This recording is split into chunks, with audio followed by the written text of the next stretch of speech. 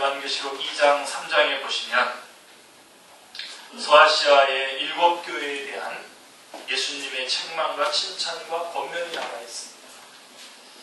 그 중에 한 교회, 라오디게아 교회에 대해서 예수님이 지적하신 내용을 하나 확인해 보겠습니다. 요한계시록 3장 17절 말씀을 보시면요. 내가 말하기를 나는 부자라 부유하여 부족한 것이 없다 하나 내 곤고한 것과 가련한 것과 가난한 것과 눈먼 것과 벌거벗은 것을 알지 못하는도다 라고 말씀하고 있습니다. 얼마 전에 저희들이 다뤘기 때문에 금방 익숙하게 들려오실 것입니다.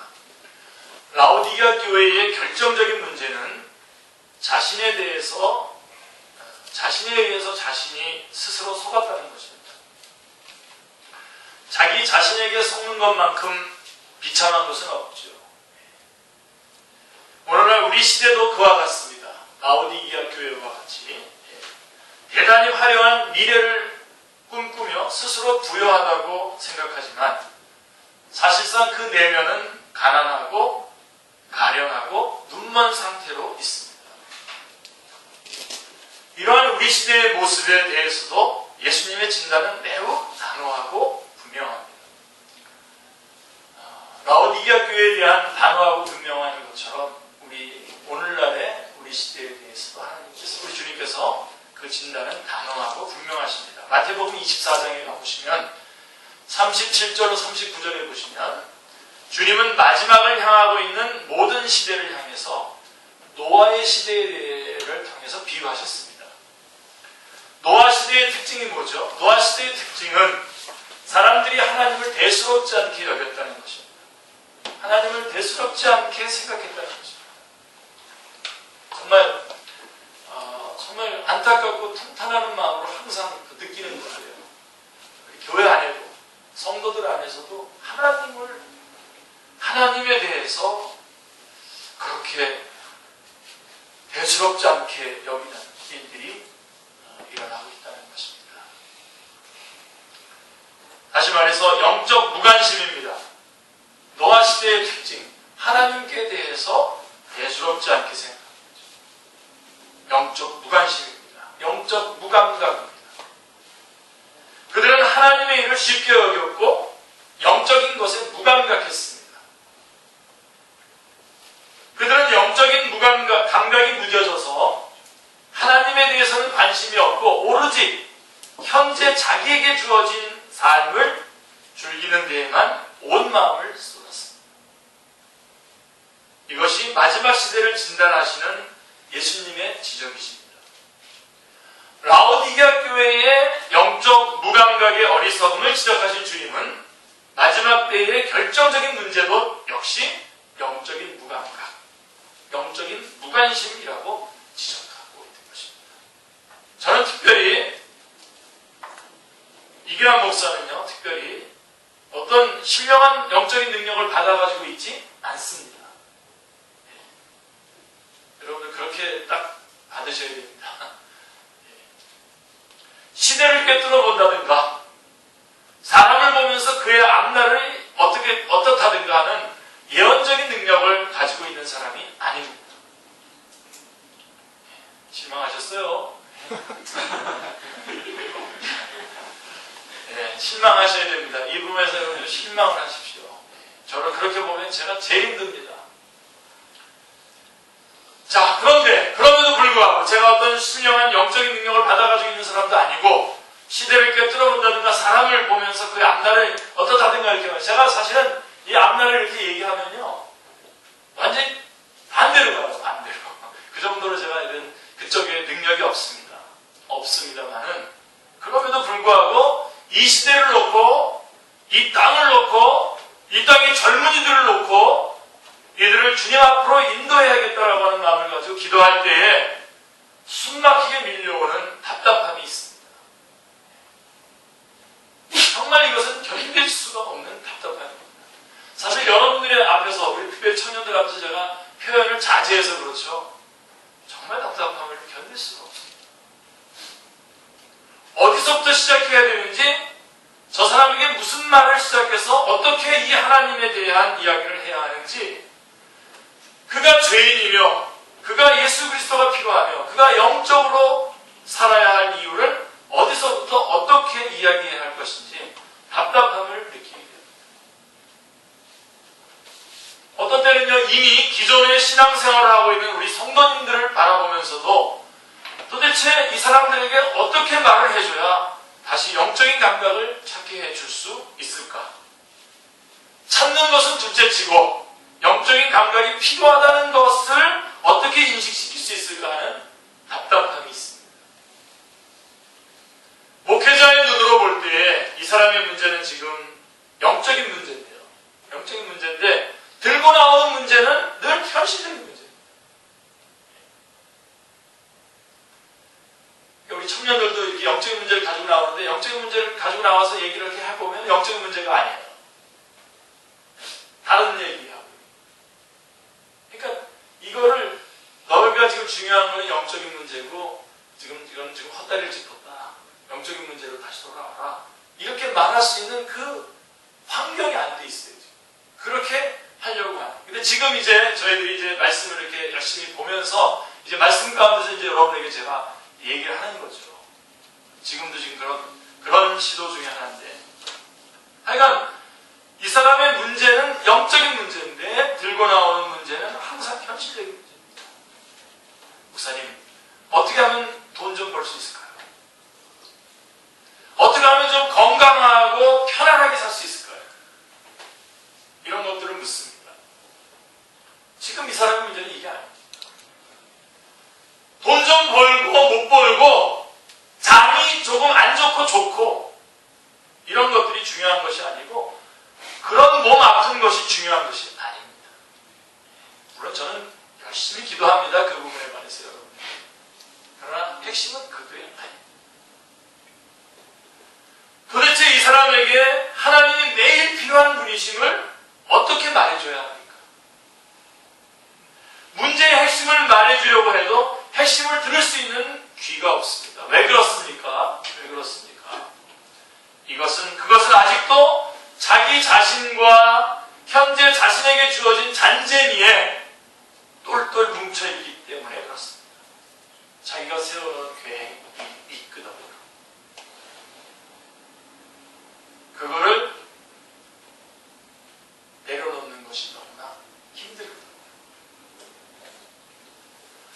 사랑하는 우리 축제 식구들, 오늘날 이 땅의 문제가 뭡니까? 이 땅의 문제가 뭡니까? 아까도 말씀드렸습니다만 라오디게아 교회 문제와 똑같습니다. 그리고 예수님께서 말씀하신 마지막 때에 예언해 주신 예수님의 말씀, 노아의 때와 같았다라고 했던 그 말씀과 똑같이 지금 이 땅의 문제는 영적인 무관심입니다. 영적인 무감각입니다. 그나마 우리 축제교회는 이런 부분에 있어서 어느 정도 좀 감각이 있다고 여겨지는데도 불구하고 제 마음속에서 이 부분을 또 한 번 여러분하고 부딪히고 싶은 마음이 들었던 것입니다. 오늘날 우리들의 문제는 영적인 무감각, 영적인 무관심입니다. 예수님께서 지적하신 대로 노아 시대의 사람들의 모습은 바로 오늘 우리들의 모습과 같습니다. 노아 시대의 사람들은 심판과 종말을 대수롭지 않게 생각했습니다.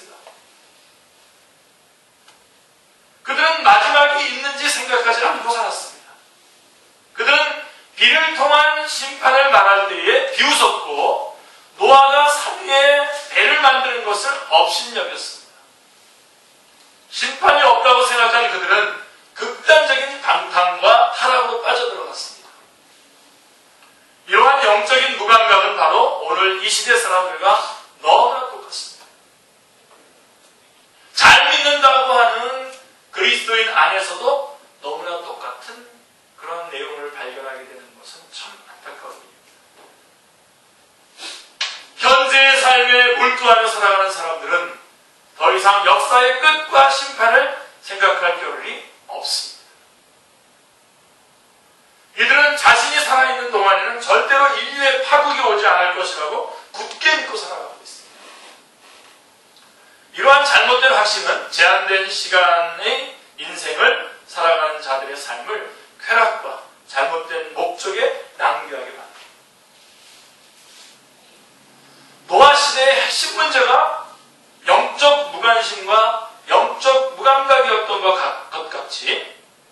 이 시대의 핵심적인 문제 역시 부족한 기술력이나 부족한 자본이나 부족한 과학적인 능력이 아니라 영적인 문제에 대한 무관심과 무감각입니다. 지금 우리가 가지고 있는 개인적인 문제가 뭡니까? 우리 각각 개인이 가지고 있는 개인적인 문제가 뭡니까? 물질의 문제, 건강의 문제, 아니면 인간관계의 문제라고 생각할 수 있을 것입니다. 그러나 우리의 진짜 문제는 영적인 감각이 무뎌진 것입니다. 영적인 감각이 무뎌진 것입니다. 최근 우리 교회의 모습을 보면 우리 교회가 과연 영적인 감각이 살아있는 교회인가 확신이 서지 않습니다. 다들 영적인 감각이 무뎌져서 방향을 잃고 열정이 식어있는 모습입니다. 다만 몇몇 분들만 자신의 영적 무감각을 안타까워해서 이 감각을 살리기 위해서 주님 앞에 나오고 있죠. 새벽에도 또 수요성경학교에도 금요기도에도 달려 나오고 있죠. 우리 교회에 수요성경학교라는 게 있습니까? 있습니다. 피를 토하는 마음으로 준비하는 목회자가 있는데 그 시간을 위해서 또 자신에게 맡겨진 일들을 혹시 안 하고 있어서 이렇게 자꾸만 처지는 것은 아닌가 하면서 열심히 그 감각을 찾으려고 예배와 성경 공부 모임과 기도회를 찾고 있죠. 몇몇 분들이 그렇습니다. 개인적으로 영적인 문제에 대해서 어떤 것을 감각하고 있습니까? 이 시간 우리 개인과 이 시대를 같이 깊이 생각해 보시길 바랍니다. 한번 점검해 보시길 바랍니다. 자, 마가복음 9장에 보면요, 예수님께서 제자 셋을 데리고 높은 산에 올라가는 장면이 나옵니다. 마가복음 9장에. 그곳에서 예수님의 모습이 변형되었고 모세와 엘리야가 영원의 세계에서부터 다시 나타나는 초자연적인 역사가 일어났습니다. 변화산에 올라갔고 거기에서 모세와 엘리야가 또 예수님께서 변형된 모습으로 그곳에서 나타났습니다. 이 산은요, 상상의 산이 아닙니다. 잘 기억하세요. 이거 굉장히 중요한 부분입니다. 기도에 관해서 여러분들이 제일 중요한 얘기입니다. 누가 뭐라 그래도 기도에 관해서 얘기할 때 첫 번째 이 얘기부터 해야 됩니다. 근데 지금 중요한 게 뭐냐면 지금 이 산, 이 변화산이라고 하는 이 산은 상상 속에서 만든 산이 아니라 자연 세계 속에 있는 진짜 산입니다. 진짜 그 땅에 있는 산입니다. 자연적인 산입니다. 강조했습니다. 이거 분명히 자연의 산입니다. 자연의 산이지만 그 자연 속에 뭐가 임했습니까? 초자연이 임했습니다. 예수님이 변형되셨고 모세와 엘리야가 거기에 왔습니다. 여러분들이 성경을 잘 알고 계시는 분이라면 모세는 가나안 땅에서 근데 가나안 땅 못 들어가고 그곳에서 죽었는데 이렇게 하는데 지금 보세요. 그 가나안 땅 안에 있는 산에 지금 모세도 나타났고 엘리야도 나타났고 예수님도 변형되셔서 나타났습니다. 그래서 자연의 산에 초자연의 역사가 지금 일어나고 있는 것입니다. 이 변화산의 사건은 주기도문 즉 기도의 아주 중요한 내용을 담고 있습니다. 변화산은 자연의 산이지만 여기에 초자연의 영적인 세계가 임했습니다. 이것이 기도의 핵심 중의 핵심입니다. 기도란 제한된 이 땅의 문제들이 영원의 세계로부터 오는 하늘의 능력과 만나서 문제의 해결을 보는 것입니다. 이것이 기도입니다.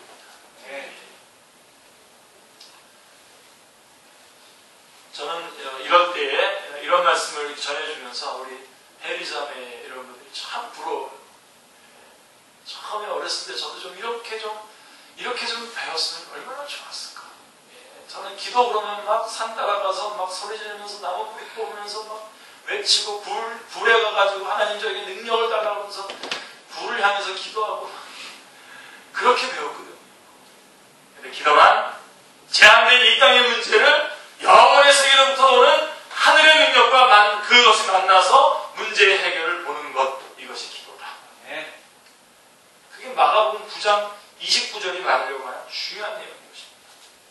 이 땅의 어려운 많은 문제들, 특히 이 땅의 가장 큰 문제가 뭡니까? 자, 이것부터 여러분 우리 같이 좀 맞춥시다. 이 땅의 가장 큰 문제가 뭡니까? 죄. 이 땅의 가장 큰 문제를 죄라고 여기지 않는 많은 그리스도인들이 있습니다. 그리스도인이라고 하면서도 많은 사람들이 이 땅의 가장 큰 문제가 죄가 아니라는 겁니다. 그런 것들이 아니라 무슨 장애들, 그래서 무슨 심리치료하면 될 수 있는 것들이라고 말하고 있는 것입니다. 죄입니다. 밑에는 죄가 있는 겁니다. 여기서부터 여러분 문제가 해결이 될 수 있는 죄. 죄와 그로 인해서 비롯된 수많은 문제들이 우리가 기도하는 동안 그 기도를 통해서 하늘의 능력과 하늘의 자원으로 해결함을 받는 것입니다. 이것이 기도입니다. 그러니까 기도하지 않는 것은 가장 인간답지 못한 것입니다.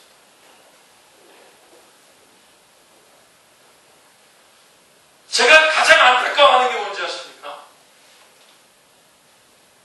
우리 사랑하는 우리 축제교회 성도님들 제가 얼마나 사랑합니까? 그런데 그럼에도 불구하고 우리 성도님들을 향해서 제가 안타까워하는 이유가 뭔지 아십니까?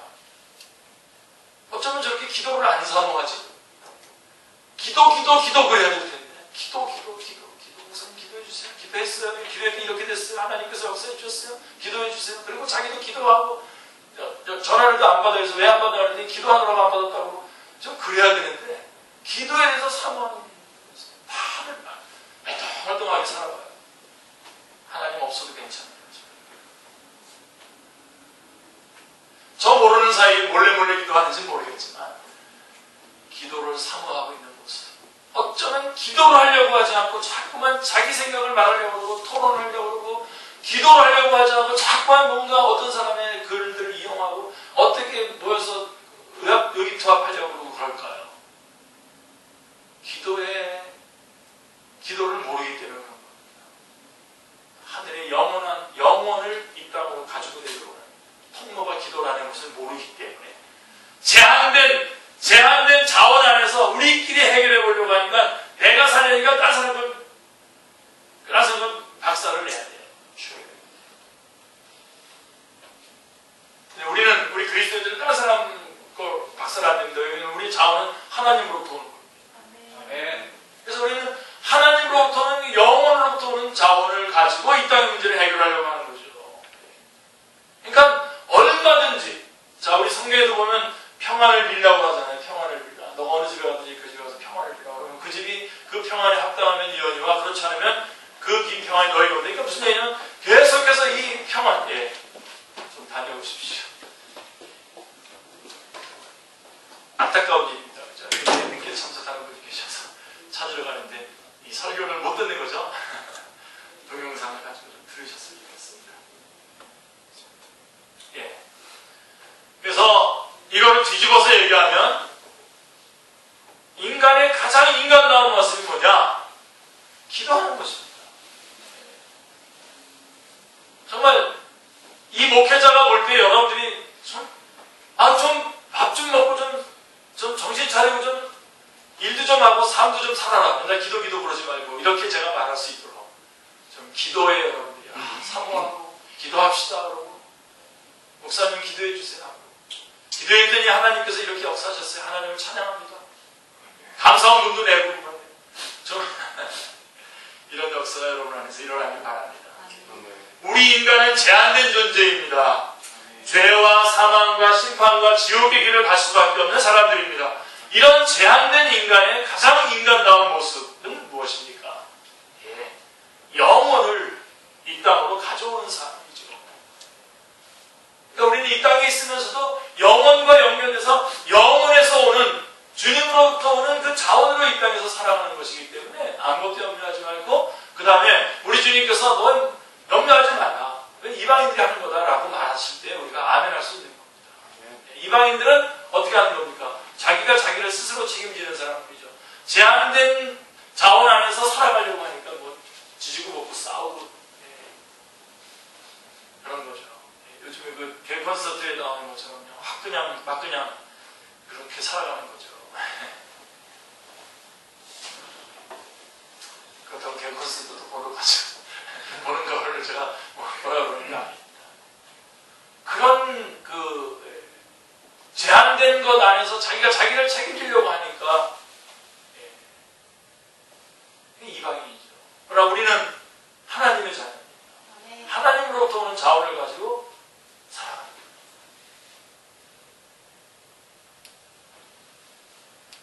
그래서 우리 제한된 인간의 가장 인간다운 모습, 영혼을 이 땅으로 가져오는 삶, 기도하는 삶을 말하는 것입니다. 이것이 인간의 가장 인간다운 모습입니다. 이것이 바로 변화산입니다. 변화산은 자연의 산이지만 거기에 초자연이 임했습니다. 자연의 세계입니다. 이 자연의 세계에 초자연이 임하고 하늘과 땅이 만나는 역사가 일어나고 있습니다. 변화산 위의 세계는 말 그대로 땅 위에 임한 하늘의 모습이었습니다. 자, 근데 땅에 있는 모습은 어떻겠죠? 자, 지금 변화산 위에는 3명의 제자가 따로 올라갔고요. 지금 변화산 밑에는 9명의 제자가 남아 있습니다. 우리는 기도할 때마다 이 땅 위에 하늘을 가져오는 것입니다. 자, 기도는 어떤 공로를 쌓는 것도 아니고 새벽 기도회를 몇 년간 했다, 40일 금식 기도를 했다, 이런 것들을 자랑하는 것도 아닙니다. 기도는 나는 기도했지 너는 안 했지, 내가 너보다 낫지, 뭐 이런 이야기를 하는 것도 아닙니다. 기도는 다시 한번 정의해드립니다. 이 땅의 문제를 하나님 앞에 올려드리는 것입니다. 그로 인해서 이 땅에 하늘이 임하는 것입니다. 이 땅에 하나님의 세계가 임하는 통로, 이것이 기도입니다. 그런데 이 변화산 안에는 어떤 일이 일어났습니까? 변화산 안에 아까 9명 남았다고 했죠. 귀신 들며 고생하는 아이가 있었습니다. 제자들이 이 아이를 붙잡고 고치려고 씨름하고 있었지만 고치지 못했습니다. 이 산 아래의 모습을 마가복음 9장 17절 18절은 이렇게 말씀을 기록하고 있습니다. 무리 중에 하나가 대답하되 선생님, 말 못하게 귀신 들린 내 아들을 선생님께 데려왔나이다. 귀신이 어디서든지 그를 잡으면 거꾸러져 거품을 흘리며 이를 갈며 그리고 파리해지는지라. 내가 선생님의 제자들에게 내쫓아달라 하였으나 그들이 능히 하지 못하더이다. 이러한 산 아래에는 변화산 위의 세계와는 너무나 대조적이었습니다. 변화산 위에는 지금 이 땅에 하늘이 임했습니다. 그죠? 자연의 산의 초자연의 역사가 일어나고 있는 것입니다. 그러나 땅 밑에서는 지금 어떻게 됐습니까? 어떤 일이 벌어졌습니까? 한 아버지가 고침을 받으려고 귀신 들린 자기 아들을 데리고 제자들에게 왔지만 제자들이 이것을 고치지 못했습니다. 이것이 바로 하늘이 사라진 땅의 현실입니다. 현실만 남아있는 땅의 모습인 것입니다. 이 두 가지의 확연히 구분되는 사실을 가지고 우리가 다음 단계로 나갔으면 좋겠습니다. 그래서 이 산 위에서는 자연의 산에 하늘이 임했고 지금 이 땅에서는 지금 문제가 생겼지만 이 땅의 것으로 문제를 해결하려고 하다가 지금 문제가 해결되지 않은 상태로 지금 확연하게 이 대조가 이루어지고 있는데, 자, 그리고서 다음 단계로 나가 봅시다. 자, 산 아래에 9명의 제자들이 실수를 하긴 했지만 이 산 아래에 9명의 제자들이 그래도 잘하는 게 하나 있습니다. 이들은 기도하지 않고 뭐 빌립이 먼저 그랬는지 뭐 누가 먼저 그랬는지 야 하고서 나가라 그러고서 막 소리쳤겠죠. 근데 이래서 실패를 했어요. 근데 이렇게 실패를 했지만 잘한 게 하나 있어요. 뭐죠? 예수님께 나아가서 우리는 왜 귀신을 못 쫓아냈죠? 라고 이렇게 질문을 했다는 거예요. 정말 이 정도 수준만 와도 정말 황공하고 너무나 감사할 텐데. 그들이 왜 귀신을 쫓아내지 못했는가의 원인을 예수님께 물었다는 것입니다. 이것은 불행 중에도 다행인 사건, 좋은 본신앙의 자세입니다. 본신앙의 자세. 물어야 됩니다. 자, 이 정도의 신앙만 돼도 사실은 괜찮은 신앙입니다. 문제는 우리가 이런 질문 자체를 안 하는 거잖아요. 그들은 물었습니다. 자, 우리는 어찌하여 능히 이 귀신을 쫓아내지 못하였나이까? 마가복음 9장 28절에서 말씀하고 있습니다. 이때에 예수님은 뭐라고 하셨습니까? 주님의 대답은 매우 간단하셨습니다. 아주 간단했어요. 뭐라고요? 이유가? 기도. 예. 자, 예, 주님의 대답은 매우 간단했어요. 너희들이 기도하지 않았다. 기도하지 않았다. 산 위에서는 이 땅에 초자연이 임했다고 하지 않았습니까? 산 위에서는 그곳이 이 땅이지만 그냥 자연의 땅이 아니라 하나님의 나라가 임한 땅이 된 것입니다. 그러나 산 밑에서는 자연의 땅이 그대로의 땅이었던 것입니다. 그대로의 땅이었던 것입니다. 왜요? 기도하지 않았기 때문에 그대로의 땅이었던 것입니다. 이 땅에 귀신 들린 일이 일어났지만 아무도 조치를 취할 수 없었습니다. 예수님은 그 원인을 뭐라고 하셨습니까? 마가복음 9장 29절입니다. 다 같이요. 이르시되 기도 외에는 이런 정도가 나갈 수 없느니라 하십니다. 예. 번역이 좀 개혁개정으로 번역된 것, 그 전 거를 좀 우리가 알고 있어가지고, 예. 이르시되 기도 외에 다른 것으로는 이런 종류가 나갈 수 없느니라 하십니다. 명확하게 말씀해주고 있습니다. 풀어서 말씀드린다면 제자들, 너희들이 기도했다면 이 산 아래도 비록 자연의 땅이지만 초자연이 임했을 것이다. 결국 기도했다면 기도를 통하여 하나님의 신적인 능력, 하늘의 능력이, 하나님의 역사가 이 땅에 임했을 텐데 너희들이 기도하지 않아서 이 병이 고쳐질 수 없었다는 것입니다. 이것은 기도에 관한 가장 핵심적인 중요한 핵심을 말해주는 것입니다. 저 같으면 제가 여러분들이라면 지금이라도 이 설교를 들으면서도 기도할 것 같습니다.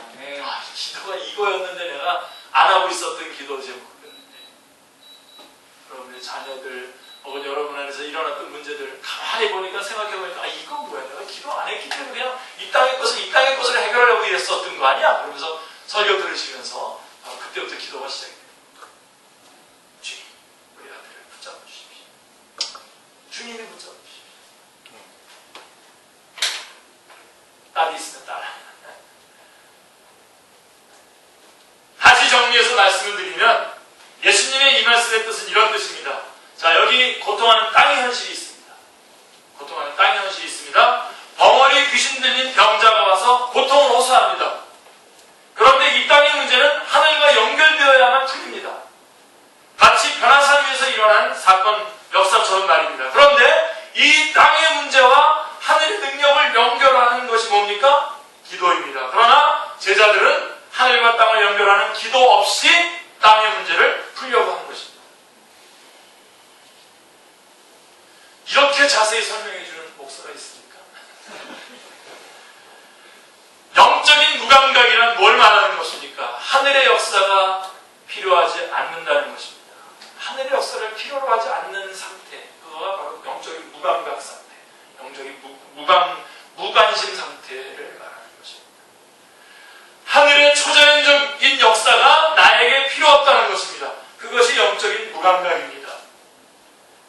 그중 하나의 내용이 마가복음 9장의 내용인데 이 내용은 결국 이 땅에 고통하는 현실이 있지만 제자들조차도 지금 아주 안타까운 거는 바로 예수님과 함께 지금 움직이고 있는 제자들조차도 이 땅의 문제를 하늘과 연결해서 기도하며 풀어나가지 않고 결국은 문제를 풀어내지 못했다는 것입니다. 예수님의 제자들조차도.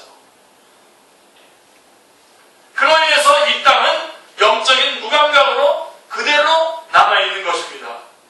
자, 기도한다라고 하는 것은 단순히 기도가 주님의 명령이기 때문에 명령에 순종하는 차원에서 그냥 하는 것이 아니고 공동을 쌓기 위해서 하는 것도 아니고 이 땅의 자연의 삶을 초자연적인 삶으로 바꾸어 놓는 것입니다. 그러니까 여러분 삶 전체가 기도를 통해서 영적인 삶이 되기를 바란단 말이에요. 영적인 삶이 되시길 바랍니다.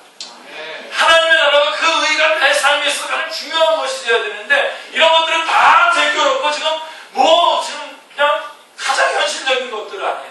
더더군다나 여러분들이 세워놓은 그런 나름대로의 어떤 즐기는 것들, 그런 것들이 최우선적인 문제가 돼가지고 거기에 다 집중해가지고 있는 겁니다. 무시무시한 현실입니다. 이것이 어두움입니다. 400년간의 신구약 중간 시대의 400년간의 침묵 기간이 바로 이런 시대예요. 영적인 문제에 대해서 사람들이 깨끗하게 관심 두지 않기로 결정하는 거예요. 아주 현실적인 문제에 아주 똘똘히 뭉쳐가지고 그 잔재에 대해서 절대로 빠져나오려고 하지 않아요. 전에는 그래도 목사님이 나타나면 갑자기 하던 거 이렇게 못된 짓 하던 거 이렇게 숨기고 그랬잖아요. 요즘은 안 숨깁니다. 목사님 이런 사람이에요. 그래서 이제는 아예 대놓고 합니다. 나 이제 이 영적으로 다시 어떤 감각과 이런 훼손을 연결하고 싶지 않으니까요. 목사님 저 건들지 마세요. 이런 식이에요. 겉으로는 뭐 알았습니다 그러지만 속으로는 무슨 이단 접촉이 날라가가지고 지금 확산을 내고 있는 거죠.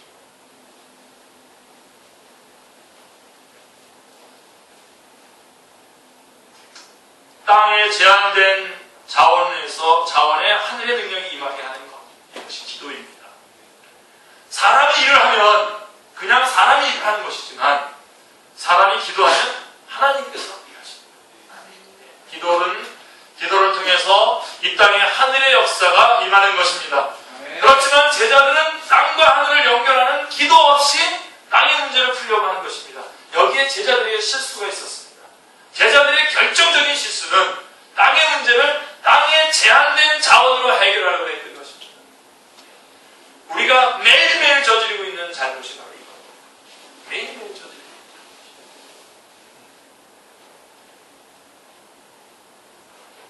자, 그 다음에 이제 하나 더 점검해야 되겠죠. 자, 기도 안 하는 게 지금 문제고 또 안 하는 문제는 기도를 하긴 해요. 근데 기도를 또 이제 전혀 이상한 방향으로 끌고 나가는 거죠. 자, 하나님은 우리를 하나님의 형상으로 지으셨죠. 그리고 예수님의 십자가의 보혈로 구원하시고 끊임없이 성령님을 우리 가운데 부어주십니다. 우리가 기도하면 하나님께서 기도의 응답으로 우리에게 주시는 가장 좋은 것이 무엇입니까? 자, 제가 기도하지 않는 것이 문제였다고 했고 지금 두 번째는 지금 기도의 다른 기도를 지금 말하려고 하는 건데, 자, 우리가 하나님 앞에 기도하면 하나님께서 우리에게 주시는 기도의 응답이 뭡니까? 가장 좋은 것으로 우리에게 주실 때 그 가장 좋은 것이 뭡니까? 네, 성령님을 주시잖아요. 성령님을 주십니다. 누가복음 11장 13절 이것도 여러분 다 외우세요. 마가복음 9장 29절 그 다음에 누가복음 11장 13절 절대 놓치지 마세요. 너희가 악한 자로도 좋은 것을 자식에게 줄 알거든 하물며 너희 하늘 아버지께서 구하는 자에게 성령을 주시지 않겠느냐. 네. 이걸 딱 붙잡으세요. 11장 13절 성령을 주시는 겁니다. 우리의 모든 기도의 응답은 하나님께서 우리에게 성령을 주시는 것이 기도의 응답입니다. 우리의 기도에 응답해 주시는 하나님의 가장 좋은 선물이 무엇이냐? 성령님을 주시는 것입니다. 기도하는 자에게 주시는 가장 큰 선물은 성령님이십니다. 기도하는 자가 성령님으로 충만한 존재가 되는 것, 그 기도의 가장 감격스러운 응답이 뭐냐? 그 기도하는 사람이 성령님으로 충만한 사람이 되는 것입니다. 어떤 소유를 주시는 것이 아니라 존재가 되게 하는 것입니다. 풍족한 영적 감각을 가지는 존재가 되는 것입니다. 오늘날 우리의 기도의 문제는 무엇입니까? 오늘날 기도의 문제가 우리 아까 안 하는 게 문제였고 지금 그래서 좀 한다고 합시다 그래. 하는데 지금 기도하는 그 기도의 문제가 뭐냐고요. 왜 한국교회도 기도 많이 한다고 하잖아요. 우리 축제교회도 기도 많이 하잖아요. 그런데 뭐가 문제입니까? 감청기도가 문제입니다. 감청기도라는 건 사실 좋은 건데 하여간 그 내용을 말하려고 하는 감청기도. 뭔가 구하는 것이 있으면 강하게 요청하라. 그리하면 하나님께서 다 주실 것이다. 그러니 많은 복을 받으려면 하나님의 약점을 잘 파고들어서 강하게 많이 요구하고 응답을 받아내야 한다. 꼭 달라고 해야 할 것을 모른다거나 또 요청을 하지 않아서 못 받아내는 어리석음을 범하지 말고 잘 연구해서 많이 강하게 요구해라. 이게 감청이고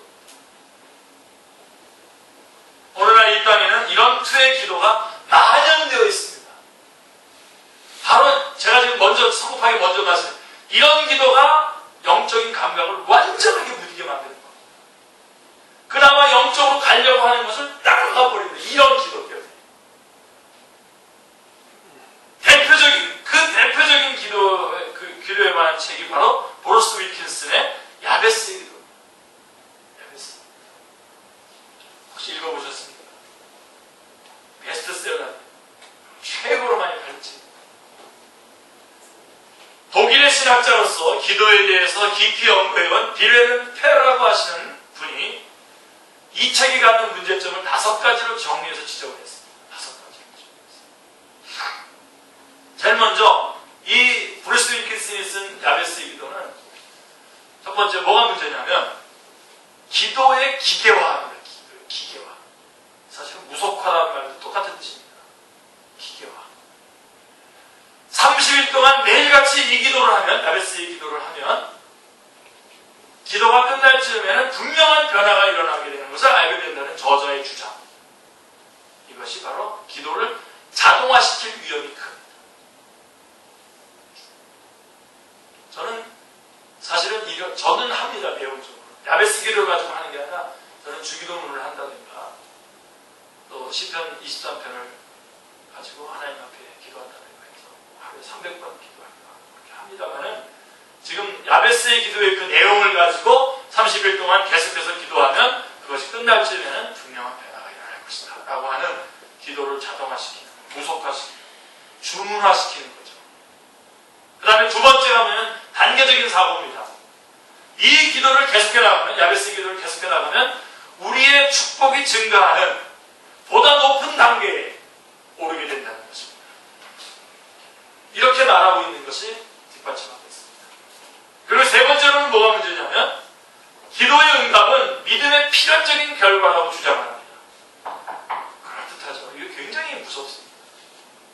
그런 책들이 무서운 게 바로 이런 부분입니다. 그래서 그런 것들 때문에 이거 부정할 수 없잖아요. 대부분. 기도의 응답은 믿음의 필연적인 결과라고 한다면 내가 기도 응답 못 받아서 내가 믿음이 없어서 못 받았구나.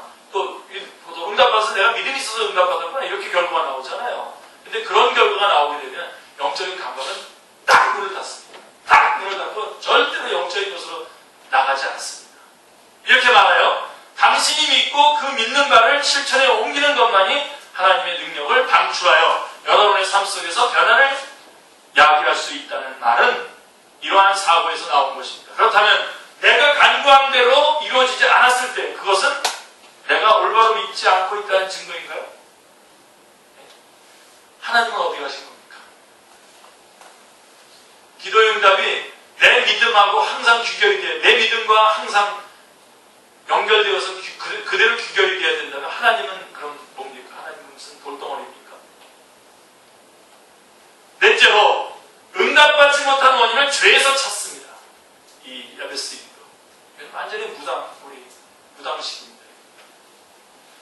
충만한 삶의 순환작용을 저지하는 것은 죄이고 죄를 통해 하나님의 능력은 여러분의 삶에서 방해를 받는다는 주장은 정당합니다. 그러나 그것이 과도하게 강조되게 되면 기도 때문에 하나님께서 응답 안 하시는 거 맞죠. 그런데 그것이 과도하게 강조되게 되면 응답받지 못하는 기도의 원인을 인간에게만 돌리는 위험성이 있는 것입니다. 하나님은 똑같은 상황에서도 전혀 다르게 응답하시거든요. 아시죠? 여러분 베드로가 설교했을 때 형제 어찌할고 그랬지만 스데반이 설교를 했을 때 돌로 쳐 죽였어요. 자, 그 다음에 다섯째, 신앙의 행위화입니다. 행위화. 기도의 응답을 지나치게 신앙에 붙들어 매면 그 신앙은 인간의 공로가 되어버립니다. 즉 하나님의 축복을 얻기 위한 인간적 수단이요 행위가 되고 마는 것입니다. 기도하면 뭐가 어떻게 되는 것입니까? 여러분? 자, 기도하면 뭐가 어떻게 되는 겁니까? 기도를 안 하니까 잘 모르니까 아닙니까?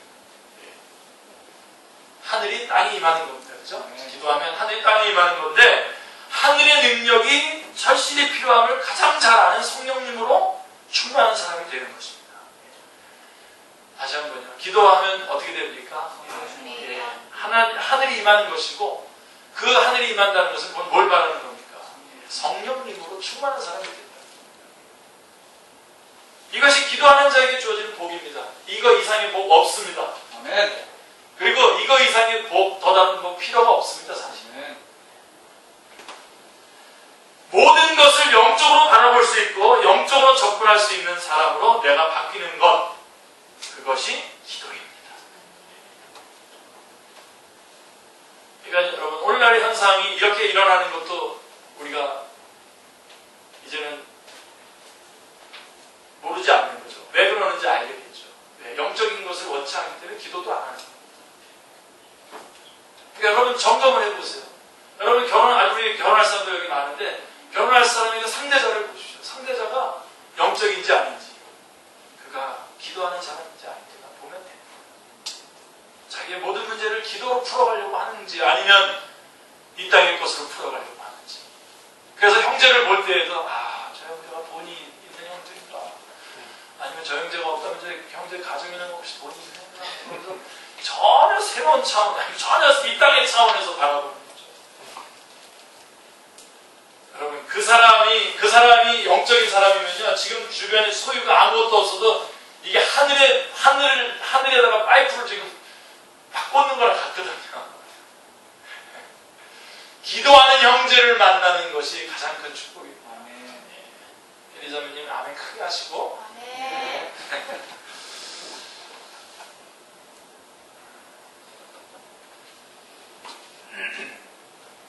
모든 것을 영적으로 바라볼 수 있고 영적으로 접근할 수 있는 사람으로 내가 바뀌는 것, 이것이 기도입니다.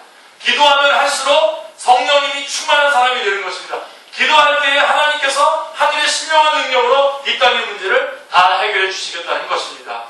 사랑하는 성도님들, 복은 깨닫는 것이 복입니다. 깨닫는 복. 깨닫는 복. 살다 보면 자녀가 귀찮을 때가 있죠. 3명씩이나 있는데 안 귀찮겠습니까? 그렇지만 한 명 있어도 마찬가지예요. 엄청나게 힘들죠. 그렇지만 그러다가 여러분 자녀가 한번 아파보십시오. 아파보십시오. 우리가 얼마나 안타깝게 애들을 위해서 간절히 기도합니까? 안타깝게 간절히 차라리 내가 아팠으면 좋겠다고 그럽니다. 저도 그랬고 제가 그랬어요. 그러면서 이 아이의 가장 소중한 것이 무엇인지를 깊이 깨닫게 됩니다. 이게 가장 중요한 거였구나 하는 것을 깨닫게 되는 거죠. 우리 여기 찬영이 점수가 잘 나왔니 못 나왔니 그러다가 또 많이 아프다 그러면요, 점수가 다 그러시면 주님 살려봐 주십시오 이렇게 나오는 거예요. 우리가 기도할 때 우리가 하고 있는 일이 중요한 것이 아니라 이 일보다 더 중요한 것이 있다는 것을 깨닫게 되는 거죠. 이게 기도의 축복입니다. 기도하는 사람들은 기도하면서 그 영적인 우선순위, 가장 중요한 것이 무엇인지가 순위가 결정이 됩니다. 다시 세요. 기도하지 않는 사람은 이것이 뒤죽박죽되어 있기 때문에 이것도 하다가 찔끔 저것도 하다가 찔끔해서 인생을 엉망진창 복잡하게 엉터리로 살아갑니다. 그러나 기도하는 사람은 차분하게 기도 가운데 주님 앞에 나갈 때 성령님으로 충만하게 되면서 무엇이 가장 중요한지를 이렇게 쭉 순서를 매기게 됩니다. 그래서 그 중요한 순서에 따라서 움직이고 그럴 때마다 주님께서 함께 역사해 주시는 것이죠. 생의 우선순위가 바뀌는 것입니다. 그것이 복입니다. 기도는 기도하면 성령님을 선물로 받고 그 성령님의 눈으로 모든 것을 다시 평가하게 되는 것입니다. 그것이 복입니다. 돈을 많이 가지고 있는 것보다 거지가 된다고 해도 하나님의 필요를 절실하게 깨닫게 된다면 그것이 복입니다. 안타까운 것은 평소에 기도를 안 해놨기 때문에 어려운 일이 닥쳤을 때에 기도함으로써 이것에 주님이 주시는 영적인 의미를 깨달아야 되는데 기도가 안 되는 거예요. 평소에 기도를 안 했기 때문에 급할 때 기도가 안 나와요. 그거는 정말 불행 중에 불행입니다. 머리가 부족하고 어렵더라도 항상 주님 앞에 나가서 기도하는 사람들은 어려운 일이 닥쳤을 때에도 그때 기도할 수 있기 때문에 기도하는 가운데 이 일이 왜 나한테 닥친 거고 이것은 나에게 무엇을 의미하는 것인지를 깨닫게 해주시기 때문에 그것이 복이죠. 해결할 수 있는 거죠. 자, 그러면서 저는 우리 성도님들이 다 거지가 되었으면 좋겠습니다. 그런 면에서 다 거지가 됐으면 좋겠습니다. 속으로 또 따로 기도할게요. 따로 기도하지만 다 거지가 됐으면 좋겠어요. 무슨 뜻이냐면 영적인 사람으로 바뀌어서, 이게 바로 주님께서 가난한 자가 복이 있다고 한 말입니다. 드디어 가난해지니까 주님을 바라보고 요청을 하는 거예요. 이거 모든 거 하나님이 하시는 거구나.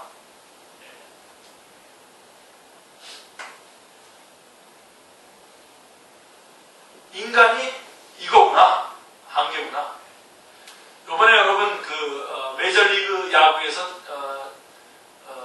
챔피언십 시리즈에서 세인트루이스하고 LA 다저스가 붙었는데요. 3대2로 그 세인트루이스가 이기고 있었고 그 시리즈를 이기고 있었고 여섯 번째 시합에 누가 나왔냐면 LA 다저스에서 커쇼라고 하는 아주 LA 그 모든 메이저리그 야구 투수 중에서 최고의 투수입니다. 최고의 투수고 근데 이분이 나가서 7점을 먹으면서 졌어요. 그래가지고 시리즈가 세인트루이스로 갔고 그래서 세인트루이스하고 이제 월드 시리즈가 이제 저쪽에 디트로이트하고 보스턴 레드삭스하고 싸워가지고 이긴 팀하고 이제 붙게 되는데 그때 신문의 평가가 사람들이 그 커쇼에 대한 평가가 뭐냐면 머리를 숙인 커쇼를 해놓고서 커쇼도 사람이었다. 커쇼도 사람이었다. 멋있냐 안 했다. 사람이었다.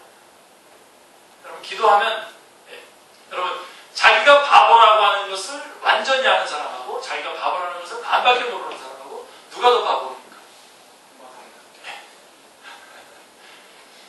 여러분 자기가 완전히 바보라고 하는 것 우리는 기도하면 기도할수록 우리가 아무것도 아니라는 것을 완전하게 깨닫게 됩니다. 그래서 완전하게 누구만 바라보게 돼? 주님만 바라보게 되고 주님만 붙잡게 되는 것이죠. 그런 면에서 제가 여러분들이 거지가 됐으면 좋겠다는 겁니다.